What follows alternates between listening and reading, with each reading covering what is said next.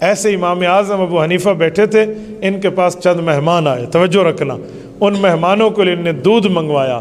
دودھ اس جیسے آج کل چائے ہے نا، زمانہ بدلا ہے تو دودھ میں ملاوٹ آ گئی ہے، وہ زمانہ خالص تھا تو دودھ بھی خالص ملتے تھے۔ تو ہوٹل میں جا کر بتایا گیا کہ دودھ چاہیے، تو ہوٹل والے نے اپنے شاگرد کو بھیجا، وہ دودھ اس زمانے کے کپوں میں لے کر آیا۔ امام ابو حنیفہ کے مہمانوں کے سامنے اس نے کپ رکھے تو امام صاحب کو بہت اچھا لگا، بچے کا انداز، بچے کا طریقہ، تو کہا بیٹا یہ کپ اٹھانے بھی آپ آنا۔ انہوں نے کہا جی ہاں۔ وہ واپس آیا تو امام صاحب نے پوچھا کیا نام ہے؟ کہنے لگا یعقوب۔ کس کے بیٹے ہو؟ کہا ابراہیم۔ کون ابراہیم؟ کہا وہ ابراہیم جو وفات پاک۔ اچھا اچھا اچھا، آپ یتیم ہیں، آپ تو چھوٹے ہیں، ہاں تو کیا کرتے ہیں؟ حضرت میں تو اس ہوٹل پہ کام کرتا ہوں، ایک ہفتے کا مجھے ایک یا پتہ نہیں 2 درہم ایک ہفتے کا ملتا ہے، امی کو جا کر دیتا ہوں، ہمارے گھر کا گزر بسر چلتا ہے۔ امام صاحب نے کہا بیٹا ایک کام کرو، آپ کو اللہ نے صلاحیت سے نوازا ہے، ایک وقت آئے گا اللہ آپ کو بہت بڑا رتبہ دیں گے، آپ یہ ہوٹل چھوڑ دو۔ تو کہا پھر میری معیشت کا، کہ وہ اللہ پاک کی طرف سے میں ذمہ دار ہوں، وہ اگر 1 درہم دیتا ہے تو میں 2 دوں گا، وہ 2 دیتا ہے تو مجھ سے 4 لے لینا، لیکن یہاں پڑھنا شروع کر دو۔ بچے نے کہا ادھر کوئی کام وام تو نہیں کرنا پڑے گا؟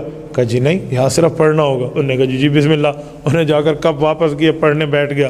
1 ہفتے بعد ڈبل تنخواہ ملی تو ماں کو جا کے دی، ماں کو نہیں پتہ، ماں نے کہا استاد نے دی؟ کہا جی استاد نے دی۔ تو ماں اس ہوٹل والے کا شکریہ ادا کرنے آئی، اللہ آپ کا بھلا کرے، آپ نے میرے بچے کا تعاون کیا۔ انہوں نے کہا کون سا بھلا کرے؟ تیرے بچے نے یہاں دوبارہ منہ نہیں دکھایا۔ کہا یہاں نہیں آتا؟ کہا یہاں آج بھی نہیں ہے، دیکھ۔ اچھا کہاں گیا؟ کہا وہ مولوی بیٹھے ہیں مسجد میں، اس کے پاس بیٹھے۔ تو وہ امام صاحب کے مجلس میں آئی اور یہ بچہ پڑھ رہا ہے۔ کہا یعقوب، کہا ابو استاد سے اجازت لیں، کہ میرے استاد سے بات کرا، کہ میں ان کی والدہ ہوں، آپ نے کون سا ظلم کیا ہے؟ ہم آپ کو شکریہ تو ادا کرتے ہیں کہ آپ نے 2-4 روپے زیادہ دے دیے، لیکن آپ کب تک دیں گے؟ آپ مولوی ہیں، یہ مولوی بنے گا تو کھائے گا کہاں سے؟ یہ اس زمانے کی بیماری چلی آ رہی ہے، تو میں اپنے بچے کو یہاں نہیں پڑھنے دیتی، آپ اسے نکالو۔ پکڑا اور اس کو جا کے ہوٹل پہ بٹھا دیا۔ امام صاحب کے پھر مہمان آئے تو دوبارہ اسی طرح بچہ آیا تو امام صاحب نے کہا بیٹا بیٹھ جا، تنخواہ کتنی؟ کا جی 3 درہم کا، مجھ سے 5 لے لینا، بیٹھ جا یہاں۔ ایک بار پھر بیٹھ گیا۔ اب کی بار امی کو پتہ چلا تو امی پھر آئی تو امام صاحب نے ماں کو بڑی لجاجت سے کہا کہ آپ میرے لیے قابل احترام ہیں، میری بڑی بہن ہے، میری گزارش مانیں، اس بچے کو یہاں بٹھا دیں۔ تو ماں نے کہا کھائے گا کہاں سے؟ اللہ اکبر، یہ علم حدیث سامنے ہے۔ تو حضرت امام ابو حنیفہ رحمۃ اللہ علیہ نے جملہ فرمایا کہ ایک وقت آئے گا یہ ایسی خوراکیں کھائے گا کہ بادشاہ بھی وہ خوراکیں شاید روزانہ نہ کھائے۔ ماں نے خاموشی اختیار کی اور چلی گئی، لیکن اس کے سامنے منظر نہیں تھا تو اس نے دیکھا نہیں، چلی گئی۔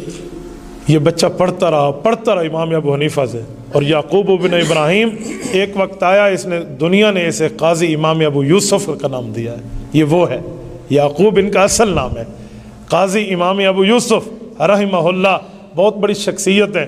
جب یہ بغداد کے قاضی بنے ہارون الرشید کے دور میں، اور قاضی جسے ہم چیف جسٹس کہتے ہیں، عربی میں کہتے ہیں قاضی القضات، پہلے قاضی القضات جو بنے تھے بغداد میں یہ تھے، پوری سلطنت اسلامیہ میں عباسی دور کے یہ پہلے قاضی تھے۔ اور عباسی دور تو وہ ہے جس کے بارے میں سجا خلیفہ کے لیے لکھا ہے، یہ نفحۃ الیمن میں موجود ہے، کہ بادل آسمان پہ یوں سفر کرتا ہوا جا رہا تھا تو خلیفہ وقت نے بادل کو دیکھ کے کہا کہ تو جہاں بھی برسے گا نا، اس زمین کے فصل کا خراج ہماری سلطنت میں آئے گا، یعنی ان کی اتنی بڑی سلطنت تھی۔ تو یہ اس کے قاضی بنے، تو ان کو روزانہ ایک خوراک پیش ہوتی تھی، وہ کیا تھی؟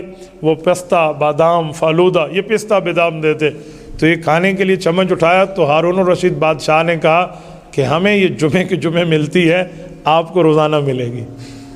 خوشی کی بات تھی، ان کے ہاتھوں سے چمچ گر گئی